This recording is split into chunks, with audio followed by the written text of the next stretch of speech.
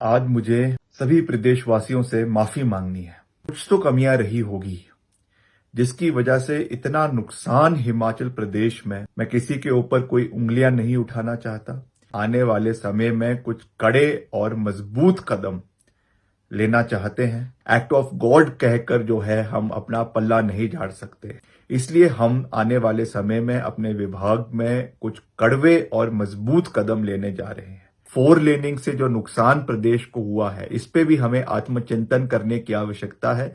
नमस्कार साथियों, आज मुझे सभी प्रदेशवासियों से माफी मांगनी है। माफी इसलिए नहीं कि मैंने या हमने कुछ गलत किया है, मगर माफी इसलिए क्योंकि कंटिन्यूस गवर्नमेंट से, बिकॉज वी बिलीव कि सरकारें कंटिन्यूटी में चलती है, कुछ तो कमियां रही होगी जिसकी वजह से इतना नुकसान हिमाचल प्रदेश में हमको पिछले कुछ दिनों में देखने को मिला है।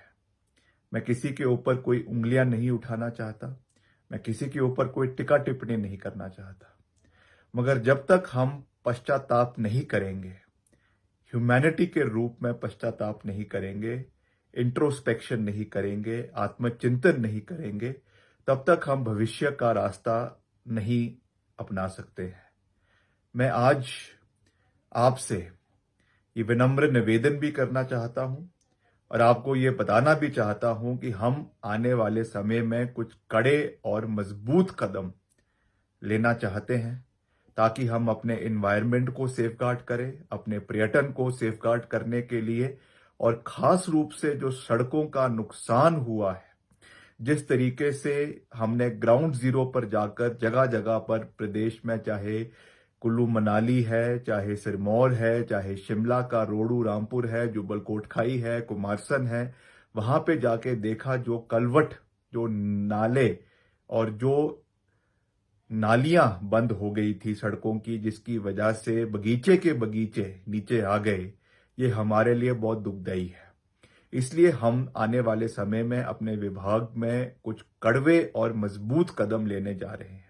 हो सकता है कि किसी लोगों के लिए वो अच्छे भी ना हो, उसका विरोध भी हो, मगर in the larger interest of the people of the state we have to take these bold and strong decisions, ताकि आने वाली पीढ़ियां हिमाचल प्रदेश की सुरक्षित हो, हमारा पर्यावरण सुरक्षित हो, हमारा प्रदेश सुरक्षित हो, और खास रूप से जो हमारी इकोनॉमी आज टूरिज्म के पॉइंट ऑफ व्यू से हिट हुई है, उसको वापस पटरी पर लाने के लिए हमको ये कदम उठाने हैं। हम आने वाले समय में इन विषय को, जब विधानसभा का सत्र शुरू होगा, उसमें भी पूरी मजबूती से उठाएंगे, ताकि प्रदेश की जनता को ये पता चले कि हमें अब कड़वे और मजबूत कदम जो है वो प्रदेश हित में उठाने की आवश्यकता है। हम हर चीज केवल एनवायरनमेंट के ऊपर एक्ट ऑफ गॉड कहकर जो है हम अपना पल्ला नहीं झाड़ सकते हैं। जब हमको उसकी जिम्मेवारी लेनी होगी, चाहे वो कमियां पूर्व सरकार की रही हो, हमारे से पहले की सरकार की रही हो, but when we say that governments function in continuity, तब हमारी जिम्मेवारी बन जाती है कि हम पूर्व सरकारों की कमियों को भी पूरा करें। यही राजधर्म है और यही प्रदेश को राम राज्य की ओर ले जाने का एक महत्वपूर्ण कदम है। इस पे हमें आपका समर्थन चाहिए, आपका सहयोग चाहिए, और सबसे बड़ी बात आपके सुझाव चाहिए। किस तरीके से हम हिमाचल को वापस सुरक्षित बनाएं।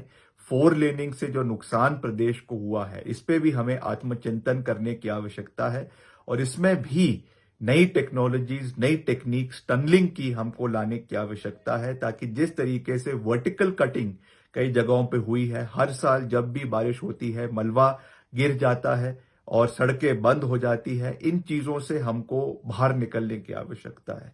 इसलिए जैसा मैंने आपको कहा कि हम इन सब चीजों के ऊपर एक फ्रेमवर्क पॉलिसी लाने का प्रयास कर रहे हैं, और जितनी भी हमारी रोड नेटवर्क हिमाचल प्रदेश के अंदर पीडब्ल्यूडी का है, करीबन 40,000 स्क्वायर किलोमीटर सड़कें हिमाचल प्रदेश के अंदर हैं, उसमें हम नई सड़कों को बनाने के साथ साथ जो एग्जिस्टिंग रोड नेटवर्क है उसको मजबूत करने के लिए जो हमारे कलवट हैं, जो हमारे क्रॉस ड्रेनेज है, हमारी नालियां हैं, उसको हम मजबूत करने के लिए एक अलग से पॉलिसी आने वाले समय में लेकर आ रहे हैं, जिसके बारे में मैंने एक विस्तृत चर्चा मुख्यमंत्री जी से भी करी है और उन्होंने भी मुझे इस विषय पे अपना गो हेड दे दिया है।